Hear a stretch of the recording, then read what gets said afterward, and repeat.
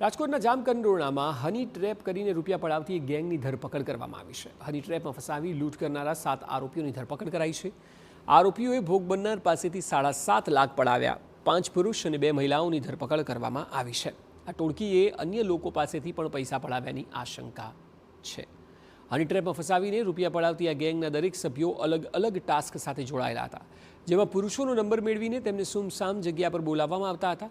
જે ગેંગની મહિલા સભ્ય ભોગ બનનાર પુરુષોને મારપીટ સહિતના ખોટા કેસમાં ફસાવવાની ધમકી આપતા હતા, જે બાદ તેમના પાસેથી રૂપિયા પડાવતા હતા. જોકે આ સમગ્ર મામલે ફરિયાદ નોંધાતા પોલીસે 5 પુરુષો અને 2 મહિલાઓની ધરપકડ કરી વધુ કાર્યવાહી હાથ ધરી છે. આ 7 આરોપીઓને અટક કરવામાં આવ્યા છે અને 1-2 માણસ એની ગેંગના ઓર મેમ્બર છે. આને પણ અમે લોકો અટક કરીશું અને આના વિરુદ્ધમાં લૂંટની અને એક્સટોર્શનની સખ્ત ધારાઓમાં ગુના દાખલ થયો છે. અજાણે આ ફોન કે મેસેજનો જવાબ ન આપવા પોલીસે લોકોને ચેતવ્યા છે. સાથે જ આવી ઘટનાઓમાં વધારો ન થાય તે માટે જો કોઈ ખોટી ધમકી આપતું હોય તો પોલીસ ફરિયાદ નોંધાવવાની પણ અપીલ કરવામાં આવી છે.